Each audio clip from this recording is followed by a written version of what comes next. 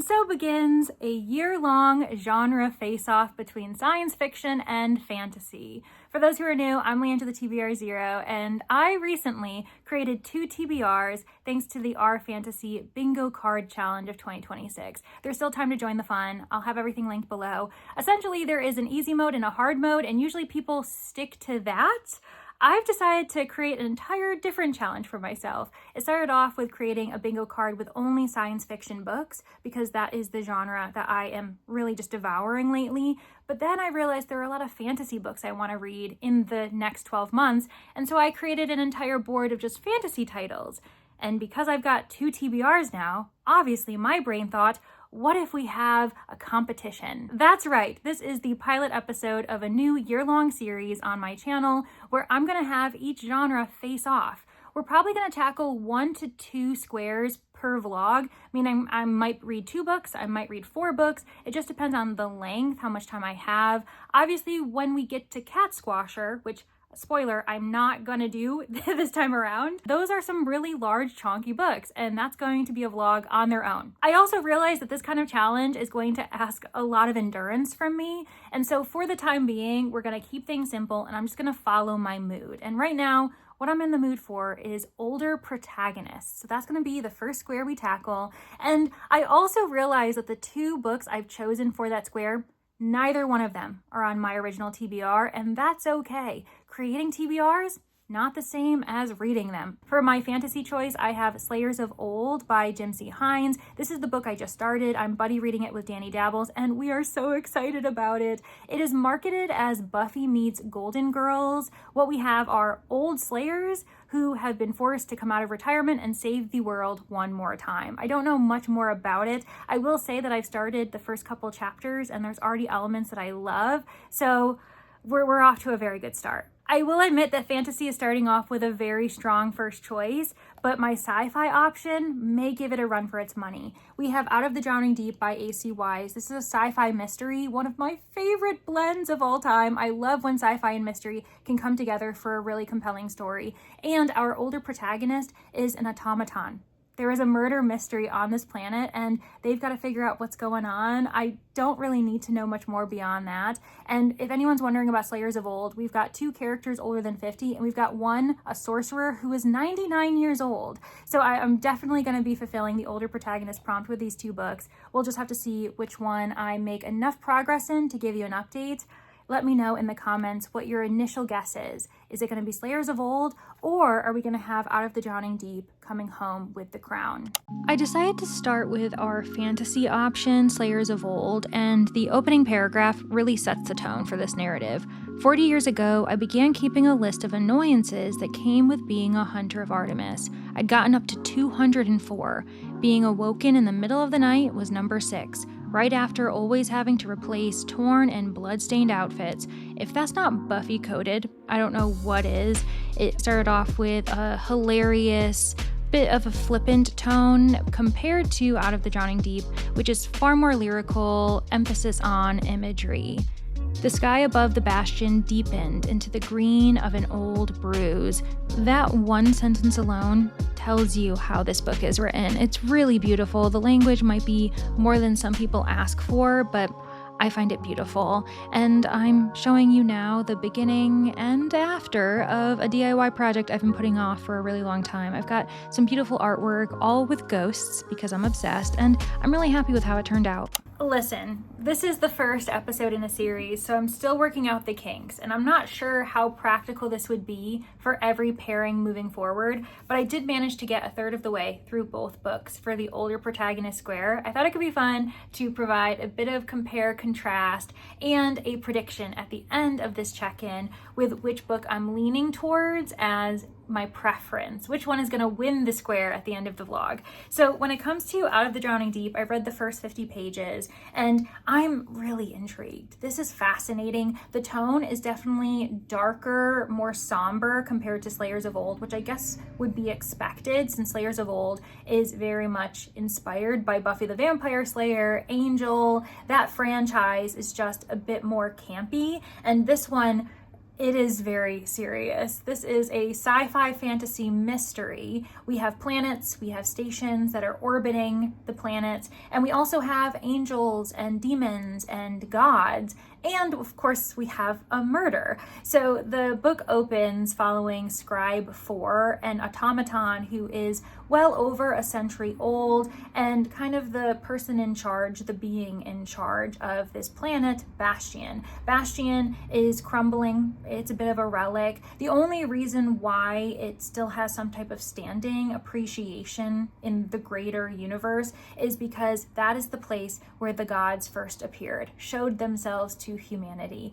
And it seems as though that created a huge outpouring of various religions, beliefs, different gods that people are paying tribute to, for better or worse. And here we have a gathering starting. The Pope, a pope of some sort, the Pope, has called other religious figures to Bastion. And at this gathering, the Pope is hoping to convince everyone to set their separate religions aside, to come together, to unify. And that's going to ruffle some feathers, to be expected. And are we surprised? Within 24 hours, he is found dead in his chamber. What is absolutely insane is that his death initiates the rising of the drowned sisters of the deep. It seems as though they are acolytes or underlings to the dreaming god, the drowned god that no one really has spoken to. And so it seems like these sisters are the people who are in charge. And they commence with a complete lockdown of the planet,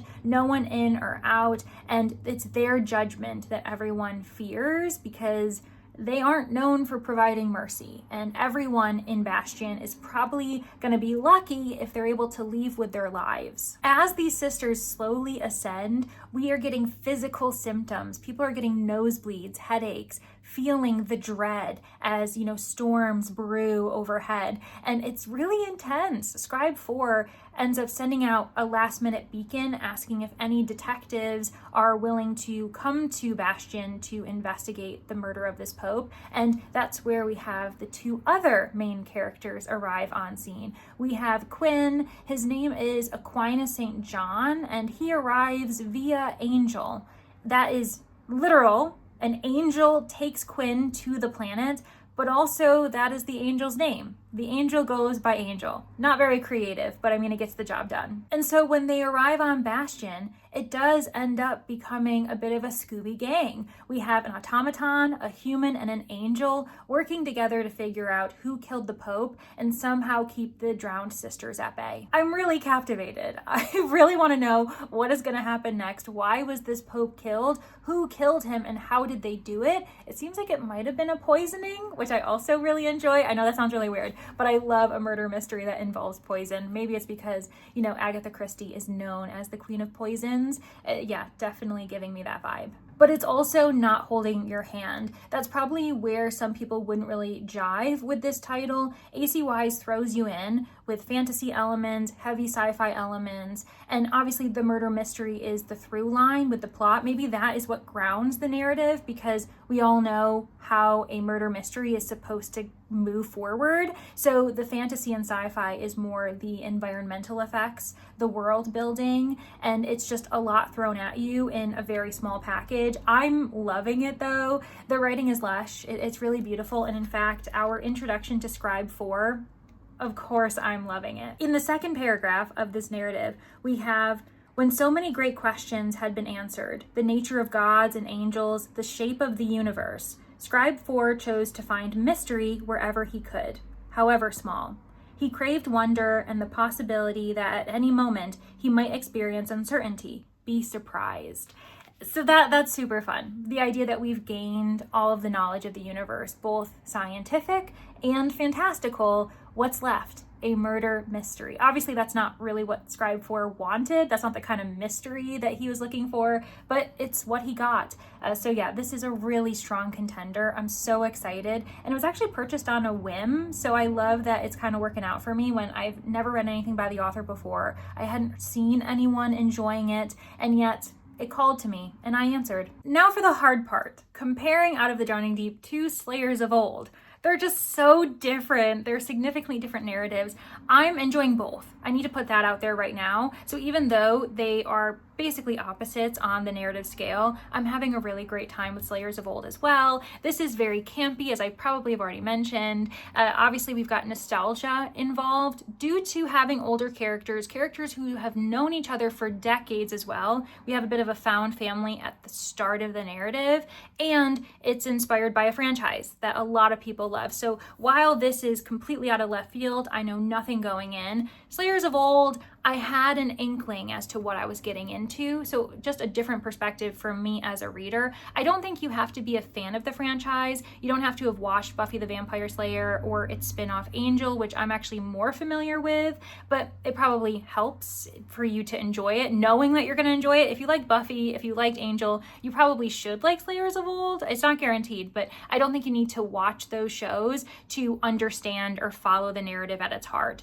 We have 3 main characters, multiple POVs, both actually, so that's a similarity. Both books are following each detective in a different chapter, in a different point of view, and it's really interesting because we have 3 characters as well. So I mentioned an angel, a human, an automaton. Well, with Slayers of Old, we have an ex-hunter named Jenny, we have a 99-year-old sorcerer named Temple, and then we have Annette, who is half demon, half human. Her mom is a succubus, and so she's straddling both worlds, that of the supernatural and then that of the human world. It comes with pros, but also a lot of cons. These 3 people are also roommates. They all live in Temple's home, which is sentient. I love that so much. Whenever a narrative has a sentient or haunted home, an object or location that is personified, it's one of my favorite things. I wasn't expecting that in this narrative, but of course I'm really pleased to see it. And the connection that this home has with Temple is really interesting and precarious at times,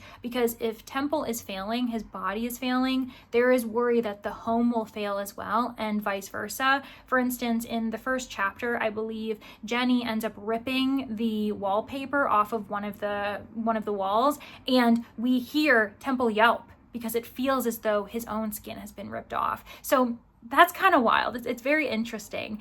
And even the perspective on what it means to be a slayer, what it means to be a supernatural being or someone who's involved in supernatural activities, I feel like the relationship is just different. So Jenny, who used to be a hunter, she's now thrown that away. It's been decades since she's hunted any creature in the night. Instead, she has her first aid kit handy so that she can help heal any creatures that knock on their door. And that's what happens at the beginning of this book. We have a harvester, a 9-foot, decaying, smelling of death creature that is known for feeding on poltergeists and other different types of ghosts, and she has been wounded mortally, and it's a really messy job as well. So they do their best, they end up helping her, and she goes on her way. But now our main characters have to ask themselves, why did this happen? Why did such an inexperienced person go after a harvester of all things and then do a terrible job in the process? And of course, because this is how narrative structures work, it's just the beginning. Our 3 characters are realizing that there is a larger conspiracy going on, an underground organization that is determined to rid the world of supernatural beings, and our ragtag group is going to have to figure out a way to save the world one last time. The sensitivity that we have about aging, about the world moving faster and being different than it was when we were younger, how we're different than when we're younger, and if we're okay with who we are now, or if we're able to forgive who we were before. So there are a lot of thought-provoking moments, some really reflective moments in this narrative, all while we're having a lot of humor and banter and just characters who've known each other for too long, who probably can read each other's minds, and that gets them into trouble and into very humorous arguments, disagreements, but then of course they make up in the end. But which one do I think I'm enjoying more? This is tough, because obviously I'm having a great time with both. Maybe what I really should be doing is asking myself which one is likely to continue the hype that I'm feeling at the moment. I think that the book that probably has more to lose, that would be harder to pull off, is actually Out of the Drowning Deep. When it comes to Slayers of Old, it's very campy, nostalgic, cozy, and it's also fantasy. I feel as though all of those qualities, I have lower expectations than I do with a sci-fi mystery that also has a lot more tension. I mean, the stakes are up to here. I realize I said stakes. pun not intended. Shout out to my Slayers, to my vampire fans out there.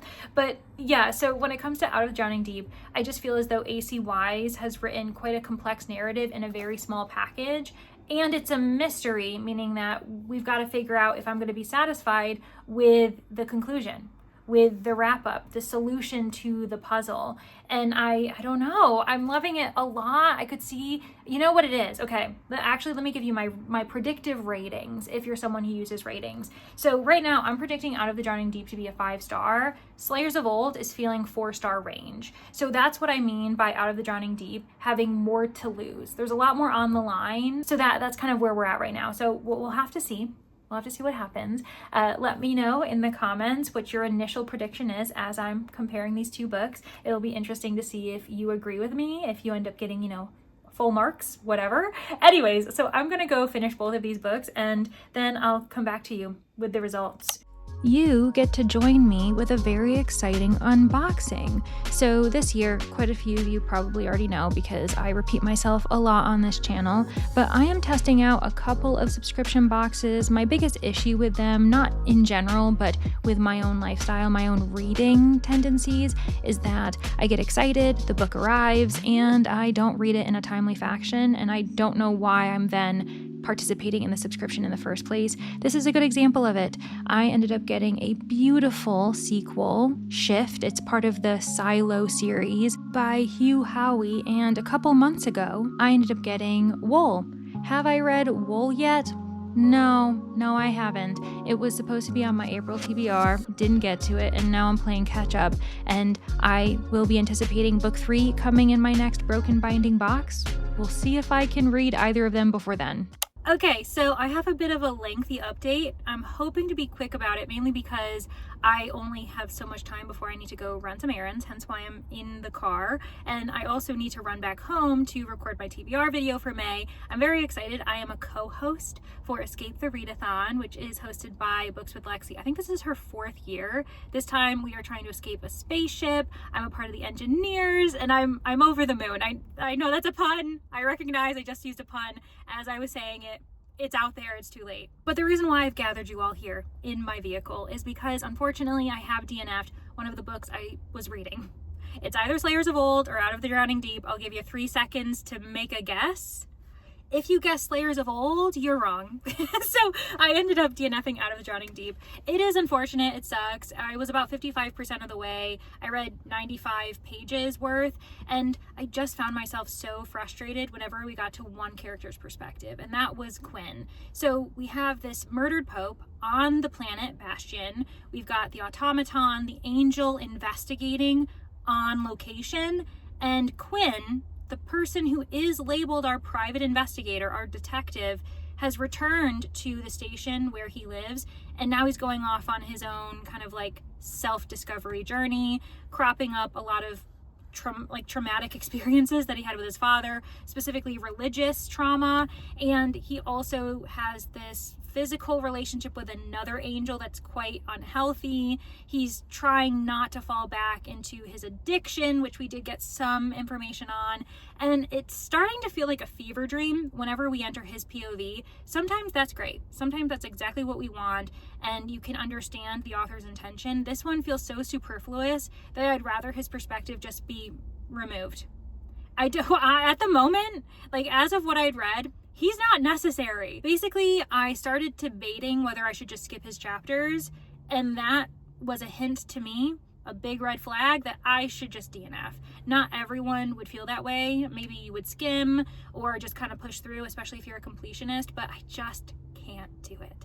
And so I'm letting you know now, I have DNF'd Out of the Drowning Deep. It's too bad because it's also a book that I own. I was hoping to love it, but alas, here we are. Oh well. But what does this mean for the vlog? Well, we could just leave it as is. I would have a DNF for Out of the Drowning Deep. I would finish Slayers of Old, and it would essentially win by default because it's competition. I didn't even finish it. And I don't like that. One, I want this to be fun and actually have 2 books I finished being kind of compared to each other and have an actual competition.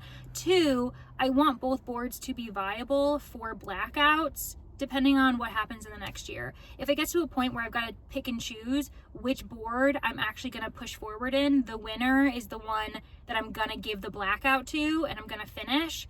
I want to make sure both aren't riddled with DNFs along the way. And I guess I could count DNFs, I just don't want to.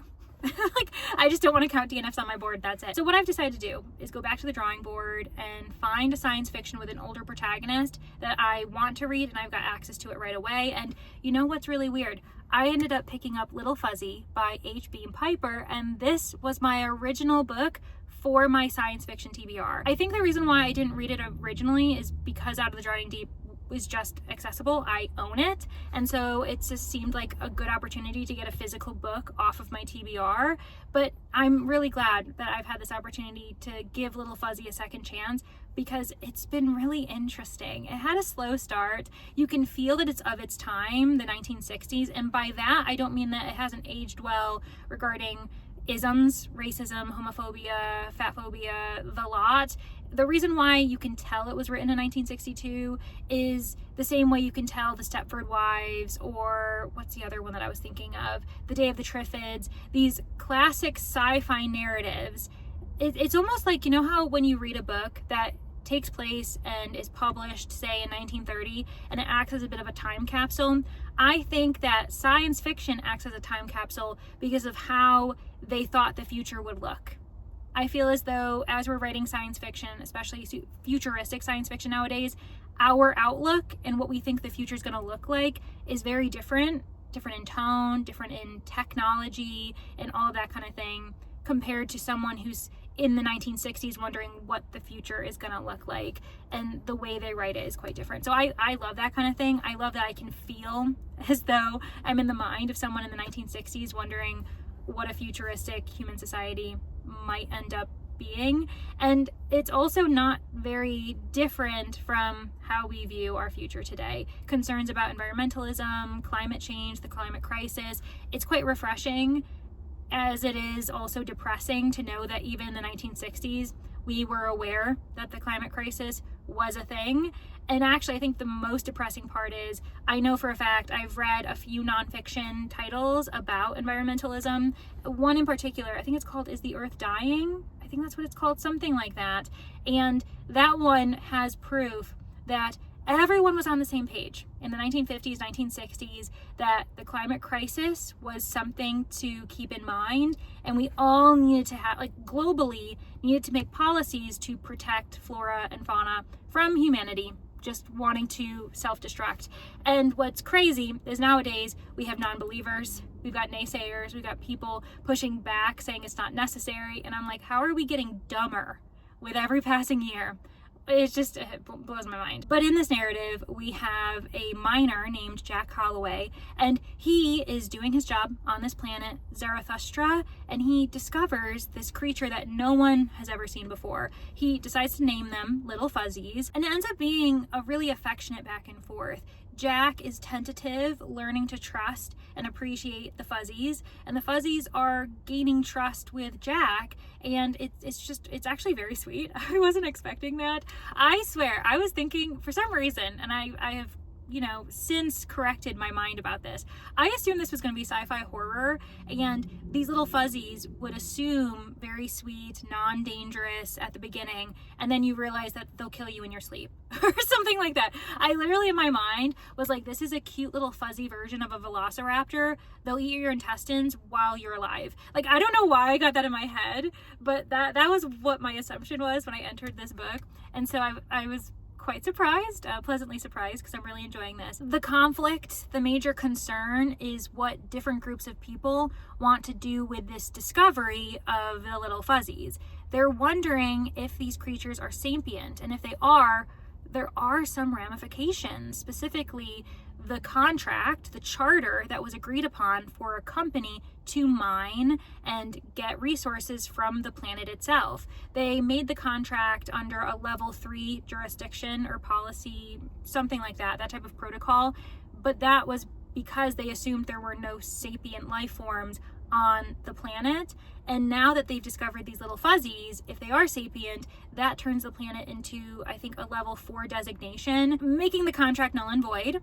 And so there are some really big risks for the company. Some corporate bros don't want it to get out that these little fuzzies exist. Meanwhile, Jack and others who have gained an affection for these little fuzzies want to protect them. All of that's happened in the first third. I don't know where the narrative is going. I don't know how dark it's gonna get. I'm not sure if the little fuzzies have anything up their sleeve, but I'm really looking forward to continuing. And honestly, I really do recommend it to anyone who wants to try out some classic sci-fi. If this doesn't sound like anything you're interested in, then the other two titles I mentioned, Day of the Triffids, Stepford Wives, I do think that those would really work as well. So without further ado, let me cross my fingers and really, really hope that I actually do come back to you in the next update saying I finished 2 books. Let's compare, contrast, and then crown the winner. Oh my goodness, am I actually going to tell you what I did during this B-roll? I think I am. So as planned, I did go on some errands. I ended up trying out this new place that does fruit smoothie bowl things, and it was delicious. I had a great time. I felt refreshed. They are a bit expensive, but I think they're worth it for what you're getting. It's just not something you should have too often. And I did go ahead and record my TBR for May, getting excited for Escape the Readathon. And speaking of the Readathon that is hosted by Books with Lexi, the 4th time she's doing it, she ended up gifting all of her co-hosts a full pack of the bookmarks she designed for the Readathon, and they are beautiful. They all have so much detail on them. Botanical Garden for the botanists, then we've got Navigation Hub for the astronomers, followed by Research Station for our scientists, and finally, the engineers have the robotics bay. And I am so happy I'm part of a team with robots and that type of thing. It's one of my favorite things to read in sci-fi, and I'm so excited to be a part of this readathon.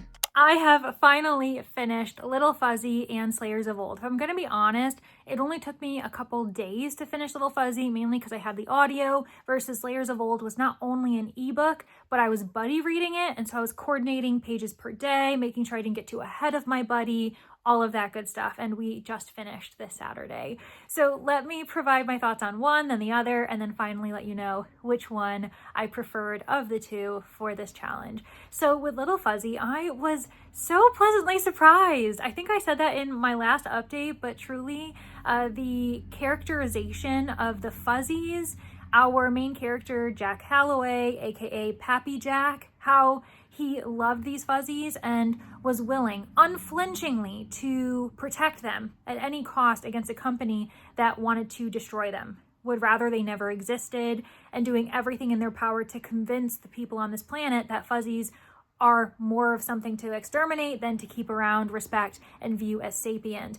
The thing that I loved the most about this was that we had discussions about legality, theorizing in the form of law whether these fuzzies should be deemed sapient. There was a court case, we had a judge, and I love the lawyers back and forth trying to figure out an angle, preparing for their counter arguments on both sides. That is something that some people may not vibe with. I have to say that there are multiple perspectives. It's all third person, and within chapters, we switch perspectives. I am not sure if I would have had a harder time without the ebook, because I did read Little Fuzzy completely immersively. I had the audio and the ebook in front of me for most of the time. Periodically, I would go off on audio, and I think I was fine. But I do know that in the past, when I've read books with other people in clubs, when within a chapter you get perspectives changing, it can be really jarring for people who are either not used to it or just don't like that type of writing style. I love it. It's usually one of my favorites, especially when it's third person. That's my preference overall, which is interesting when we compare it to Slayers of Old, which is also multiple POV, but it's separating by chapter. So you never switch POVs to my memory unless you are in a new chapter completely, and all of them are first person. So you get 3 first person perspectives. So interesting to kind of compare those two together. But with Little Fuzzy, I just had such a good time having science, sci-fi, biology, anthropology mixing in in the legal sphere of things. And there was quite a few clever reversals of characters kind of getting the better of each other. And it was just a really lovely ending, a happy ending, I would say, which is great. This, I actually would even lean towards it being maybe not cozy sci-fi, but cozy adjacent, somewhere around like hope punk, where, you know, the baddies, they get what's coming to them and the good guys succeed in the end, and we have a really positive outlook in the future. To my knowledge, there is a sequel. I don't know how many, like I don't know how many books are in the series. I don't know if I'm not interested in continuing. I think you can treat this as a standalone, and maybe that's what Piper originally planned it to be, and then it was well received, and so he had more to say. I'd have to look into that. Actually, I'm not really sure what the origin story of it was, but I'm really pleased with keeping it as a standalone personally. Maybe in the future I'd pick up the second book or something else by Piper in general. But yeah, there is a sequel for those who are interested. So moving on to the other book that I was supposed to read, Slayers of Old by Jinsey Hines. I finished it not long ago with Danny. It's probably fresher in my mind. So with this one, we ended up following Jenny, Annette, and Temple going on not only a physical journey, a conflict of trying to save Salem, save the world one last time, but we also had some internal, emotional, or mental journeys that each one had to go on. Temple had to grapple with his deteriorating body, the fact that he isn't as strong, the fear of death just around the corner, and wondering if he is strong enough to keep his friends, his family safe, his home safe, because it's also depending on him. Then we have Annette, who has her son, her grandchildren near at hand. She had them move to Salem so that she could make a connection with them, and that has been a battle throughout the entire book. Annette feeling as though she needs to prove herself not as a good mom, because she's given up on that. She doesn't really view herself as a good mother, but trying to make up for it for her son's children, her grandchildren. And then we have Jenny, who is riddled with regret, guilt in her past when she was a hunter, having to cope with the fact that she was forced into this position at a very young age, that she didn't have a support system in her family to protect her from the violence that she saw, experienced, and put out into the world when she was, harming others, killing creatures, that type of thing at a young age. And she had her friends participate. They were the Slay team, which I think is quite relatable when we're considering Buffy the Vampire Slayer, because Buffy is the Slayer in that series, but she also has her friends and others who are participating in it as the series goes on. So she unintentionally has brought others into the fold. Should she have done that? Is that fair to those who don't have the same abilities as she does, that weren't meant to, save the world as she does? So anyway, it was interesting to see Jenny experience that, especially with the number of years she was fighting to make up for it by healing, aiding those who've been harmed in the process of just simply existing as monsters. And at the end of the day, this book, I think that the argument is there are terrible monsters, there are evil monsters, but there are also terrible people. Evil people who are just causing strife for everyone, that you can't simply look at a supernatural creature and believe that they are inherently bad.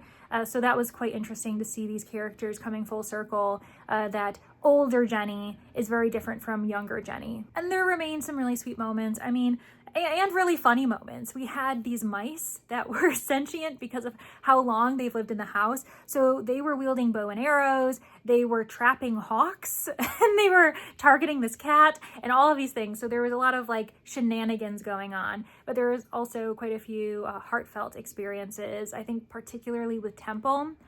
If I would say the character I was the most emotionally invested in, it was him. With that said, this book really is more of a popcorn read. I think it's great for a palate cleanser if you're looking for that, a lighthearted read, a book where the good guys are going to succeed in the end, as it should be. For anything that is attaching itself, is inspired by Buffy the Vampire Slayer, I feel like that's how it really should be. Angel, on the other hand, that was a darker series, I would argue, but maybe it's just because I've got more experience with it.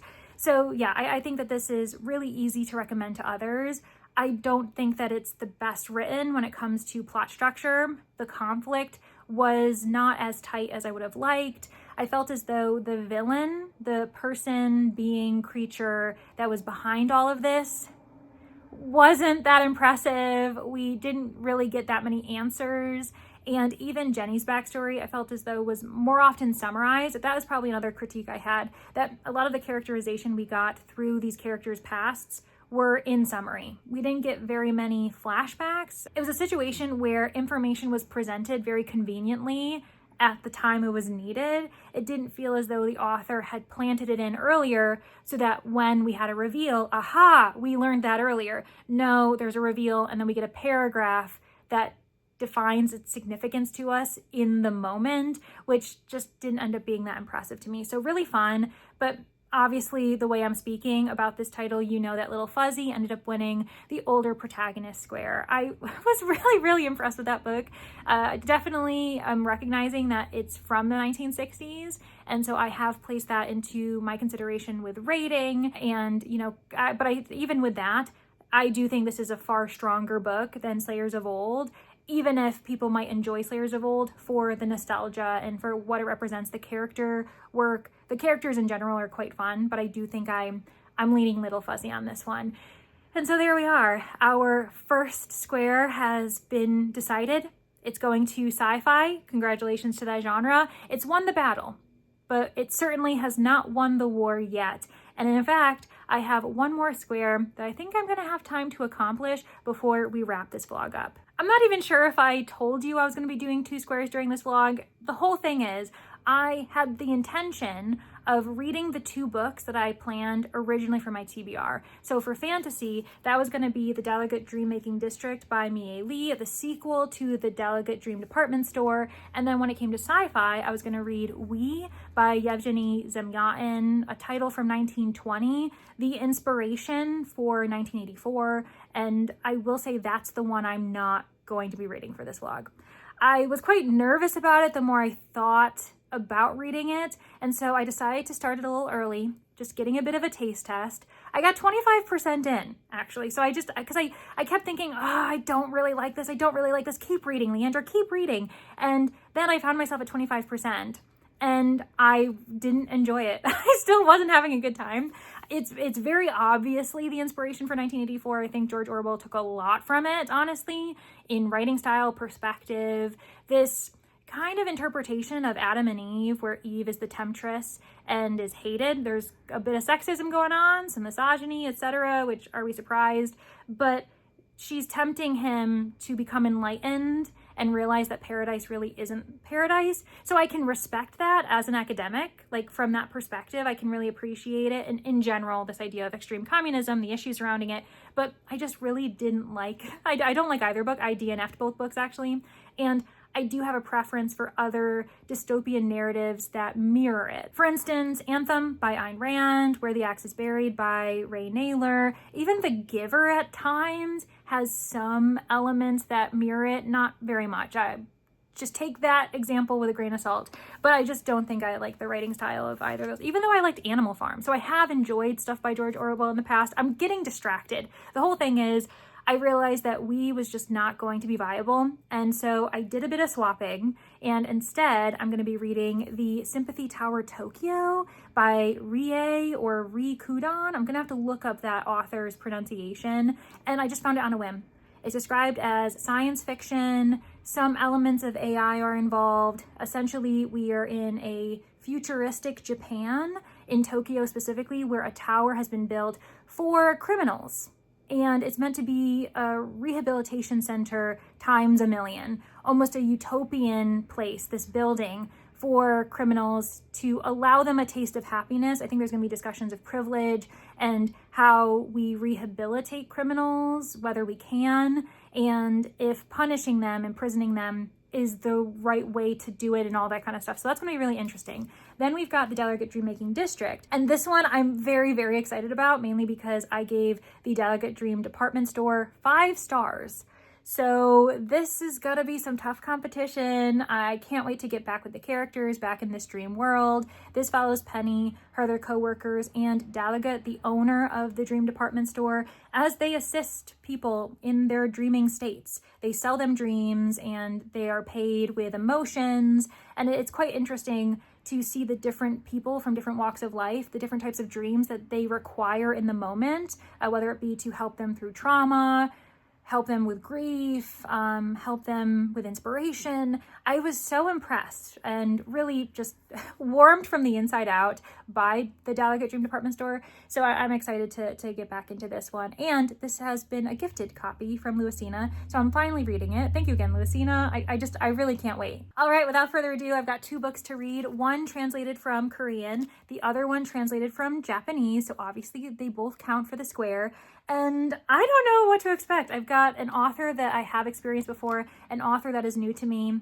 So really it could go either way, but we got to start reading. Of course, I had to use my new handy dandy engineer's bookmark as I started the Delegate Dreammaking District. I didn't get very far though, because at a nearby independent bookstore, there was this huge event. They were giving away things, having prizes. I ended up picking up a blind date with a book in the science fiction category, and I had a gut feeling that I knew what this book was going to be. This never happened to me before, but the thickness, the feeling of it in my hands, I felt so confident, and I was right.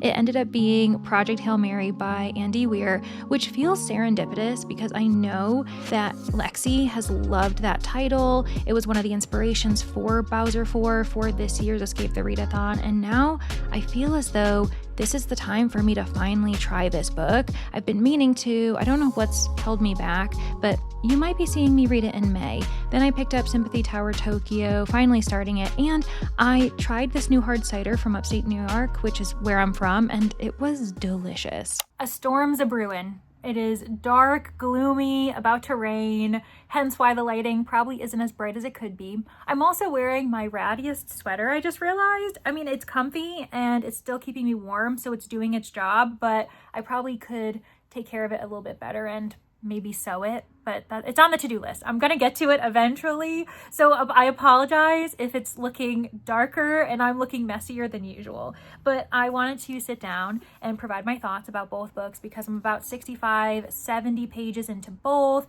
and might be an even tougher competition compared to the last 2 that we had. So with Delegate Dreammaking District, this one has an edge because I've obviously loved the author before, but if it doesn't meet my expectations after giving the first book 5 stars, it's also at a disadvantage, so maybe it evens things out. I will say that I really love returning to Penny, our main character. She is in an interesting position, a transition, if you will, because she's been working at the Delegate Dream Department Store for a year. So she knows her job. She knows what's expected of her. She's very comfortable in her position. But with that said, Delegate and other staff members are expecting her to continue growing, continue changing, and expecting more of herself. And she doesn't really know what that means for her. She doesn't really know what she wants to do in the future, and she's more of a person who reflects on her past, if anything else, and that is a bit to her detriment. She made a mistake in the first book and it's still hanging around, impacting her, and so I'm hoping by the end of this book she realizes that that's something she can let go, and I'm wondering if the task she's been given, the challenge she's been given by the 25% mark will help her do that. So at the beginning of this book, she has an evaluation with Delegate. By the end of her meeting with Delegate, she realizes that something she's really passionate about is retention, bringing back regular customers who for one reason or another haven't been walking through their doors, and she's given this opportunity almost immediately. So because she's been working there for a year, she gets a pass. That pass will allow her to travel by the commuter train and take her to the company district. There, we have a building that she is hopefully going to frequent, not too often because it's kind of a downer for the dream sellers, but that is the Civil Complaint Center. It is at this building that she realizes dream makers and dream sellers aren't the heroes that she thinks they are. Not all the time anyway. Here we have customers complaining about dreams because they bring them discomfort. They're violent. They terrify them. And in the worst case scenario, it makes them want to stop dreaming, stop sleeping for fear of what dreams are going to come up.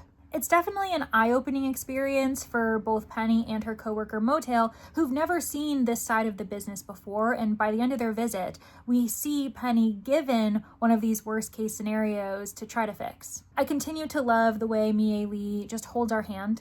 It's a soft tone, her writing style, it's a bit of a warm hug, and I love the subtle reminders that we too should be caring for ourselves, allowing ourselves to sleep, making sure that we get enough sleep so that we can function during our days, and being kind to ourselves. And yeah, it's just really lovely. It's ultimate cozy fiction. For those who are interested, definitely start with book 1, but this has definitely met my expectations so far. And then we get to the dark horse of this video. That is Sympathy Tower Tokyo by Ri Kudan. This was originally published in Japanese. It's a newer release. Both books, actually, for this square were published in 2025. Their English translations were, at least, and that was a similarity that I didn't know about until just now. So with Sympathy Tower Tokyo, we follow Sara Makina. She is an architect that has been tasked with building the Sympathy Tower Tokyo. Her biggest issue with this is the name so far. It uses katakana rather than kanji. These are two writing systems used in the Japanese language,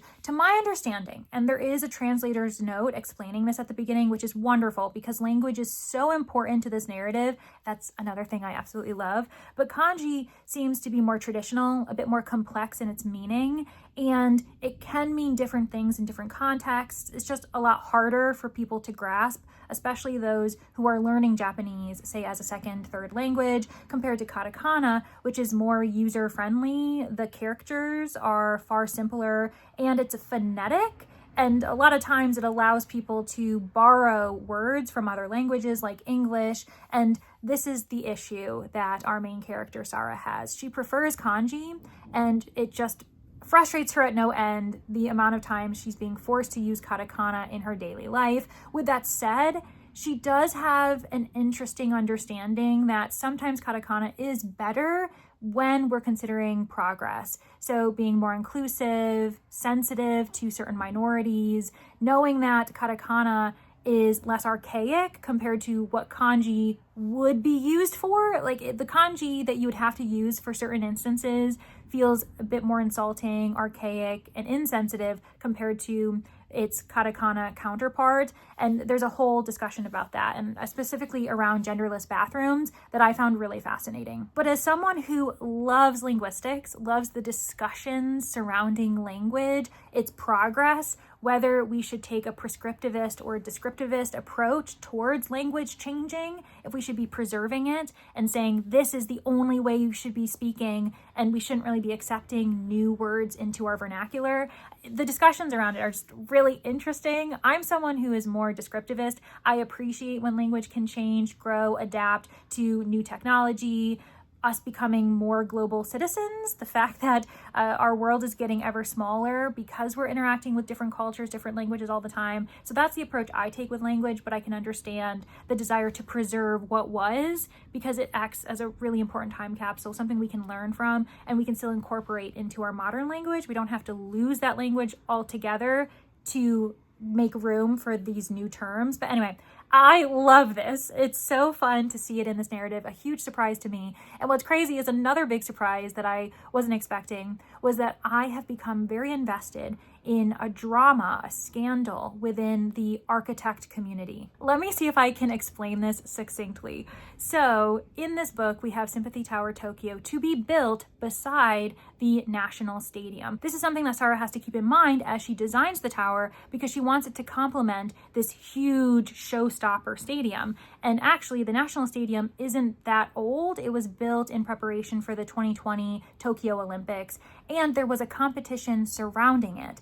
The architect that won is named Zaha Hadid, and she created this gorgeous, futuristic-looking National Stadium that had a lot of complaints following in its wake when she was named the winner. Japanese architects were complaining about the cost, about the general design and how it doesn't really match the neighborhood, the area surrounding it, that it was far too large, it was unnecessary, that it didn't speak to Japanese history and culture. It was more kind of a trophy for Zaha Hadid herself. Meanwhile, Hadid clapped back and said, you actually aren't taking issue with any of these things. The biggest thing you have an issue with is that I'm a foreigner and I'm building the stadium in Tokyo and you think it should be a Japanese person, which is hypocritical because I know for a fact you all have projects abroad yourselves, so there's a double standard. But she decided to compromise. She submitted a revised version that was cheaper, smaller, was different from her original and kind of bridged the gap between those who were complaining and what her original design was looking like. That too was rejected. And so what ended up happening is they opened up the competition again. We had 2 Japanese architects vying for the spot, and the person who won, I believe his name was Kengo Kuma, and his designs looked weirdly similar to the revised version by Hadid, and she ended up calling that out, saying, you've accepted his when he's basically copied what I've done and just kind of made it a little bit different. And, you know, Kengo Kuma ended up responding saying, no, they're very clearly different buildings, blah, blah, blah. But basically, at the end of this story, the important thing is that Zaha Hadid never got to have her national stadium built. It was replaced, and we never really got to have it see the light of day. In this alternate version of Tokyo, in this book, her building was made. What I really love about this is that it's such a tiny alteration to our current timeline.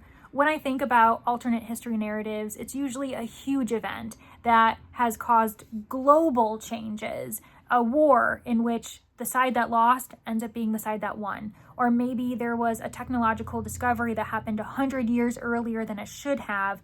What would the world look like if we discovered this tech earlier? All of these things. And yet here, not only is it a tiny change, and by tiny, I mean it's quite centralized. It's only affecting one country.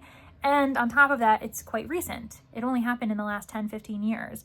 And I would love to get more information as to why Kudan made that decision, what led her to include this design that never actually came to fruition in her narrative, rather than simply discussing the National Stadium as it is today. So yeah, I'm really pleased. I love both of these books at the moment. I'm hoping that continues, even though by loving them both, that'll make my decision at the end even harder. And even now, I don't even know what to predict. I would say that if I had to choose right now, the winner would be Sympathy Tower Tokyo. There's still a lot of both books to go though, so that might change. But for now, that's the one. If I only could decide based on these like first 60, 70 pages, it would be Sympathy Tower Tokyo. So we're just gonna have to see. I'll finish both books and then I'll come back to you. I'm really hoping, best case scenario, even though it'd be harder for me, is that I adore both and can recommend both to you. We're just gonna have to see what happens. Oh look, Leandra's off on another walk. Who's surprised? I will say that this was truly the perfect day. Those fluffy, huge white clouds. There was a nice breeze. The temperature wasn't too hot. It felt as though it was a spring from my childhood in upstate New York.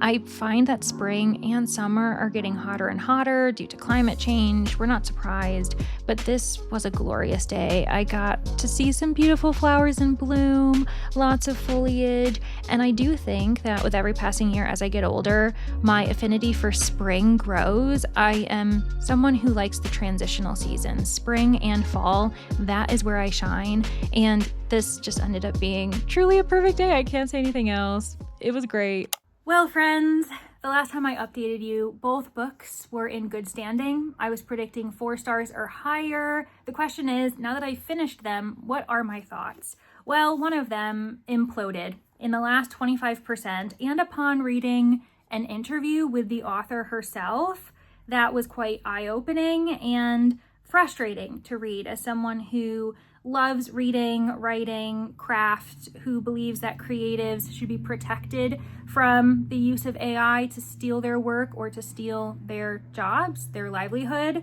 If you're picking up what I'm putting down, clearly I am not frustrated with the Delegate Dream-Making District, which has nothing to do with AI. I am far more frustrated with Sympathy Tower Tokyo. I found the writing to go downhill at the 75% mark regarding the story arc. It was not flowing as well, partially because we were getting multiple perspectives. We had Sarah Machina, which was lovely, but then we ended up moving on to the perspective of Tact, who was her younger lover, and then we ended up getting this very random American journalist who was quite over dramatic. It was really overly written. I understand that in media that is outside the United States, the depictions of Americans truly are quite exaggerated, and for good reason. They're satirical. I understand as an American, I can understand where that stereotype is coming from, but I found it to be so overdone and so different from the rest of the book that it really stunted its flow and made it a jarring read at that point. The reason why I brought up AI, though, is because I ended up discovering that the author has openly admitted that her book was about 5% written by AI. Weirdly enough, you're not seeing that as a co-author. AI isn't getting that type of representation on the cover. Interesting. Plagiarism? Are we plagiarizing AI now? So the author says that any type of conversation that a character has with AI built, the ChatGPT used in this world, is copy and pasted from conversations that she had with an AI. She also said that in her writing process, she had lengthy conversations as a way of gaining inspiration, of trying to figure out what type of book concept she wanted, blah, blah, blah, whatever your thoughts are on that. I think that the most absurd thing is that she couldn't have written this AI garbage on her own with her own brain. She had to simply copy and paste it from this random AI generator. I think that that is probably the silliest thing I've heard all year, but here we are. And on top of that, the author openly said in her interview that she has no qualms, no issues or worries about her work being used to train AI. I just find that statement to be quite tone deaf in this day and age, and rightly so. Quite a few Japanese readers took offense to that and were quite against her work in the first place. It won an award, and I can see quite a few English speakers across review platforms have the same issue as I do, because I agree with all of these people. I am just flabbergasted. And the book really, like I said, it went downhill in the last 25% anyway. It felt as though she was rushing and didn't really know where her story was going, and a lot of people probably argue that there isn't really a plot, because there isn't. There's quite a bit of contemplation, philosophy, discussions of language, of culture, preserving history through language, and all of that's great.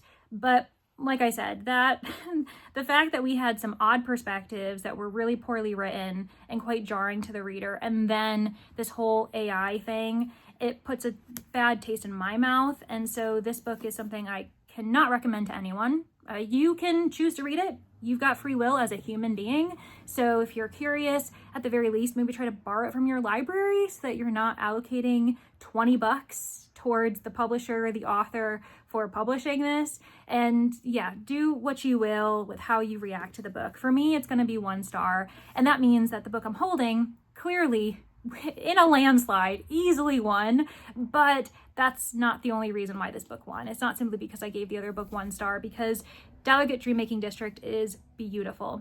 It's such a lovely read. The characters are heartfelt, and they have the emotion that Sympathy Tower Tokyo and the author lack. We are feeling just as comforted as the customers who enter the Dream Department Store, whether they are looking for comfort because they have gained a disability, which is something we all are capable of. It's one of the minority groups that you, at any point, and oftentimes the longer you live, have a higher chance of joining at some point. So keep that in mind. I thought the perspective of this person with a disability was beautifully written, sensitive, thoughtful, and it made me cry.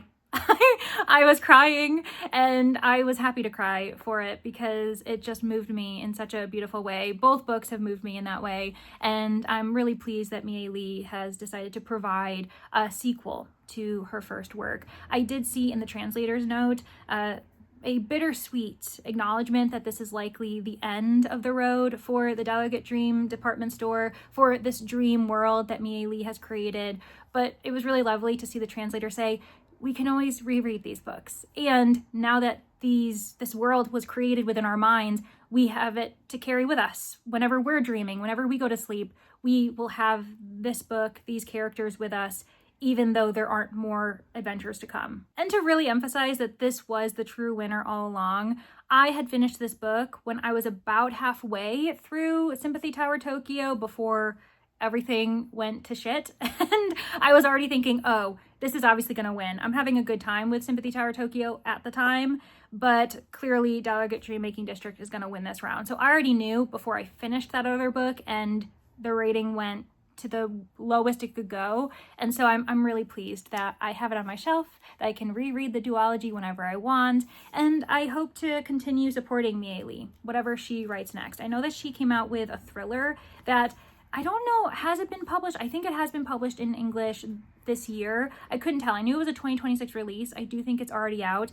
The ratings aren't as positive. The reviews aren't as positive, and I'm curious to see how I feel about it. It's not going to deter me from reading it. But yeah, so this is a win for the fantasy board. Interesting how we have covered two squares, older protagonist and translation, and we had a sci-fi win with Little Fuzzy, and now we have a fantasy win with the Delegate Dreammaking District. It's honestly pretty exciting to see that so far, I mean, it's early days, it's the first episode, that they are equal as far as being 1-to-1, and we'll just have to see if one board ends up taking a major lead at any point.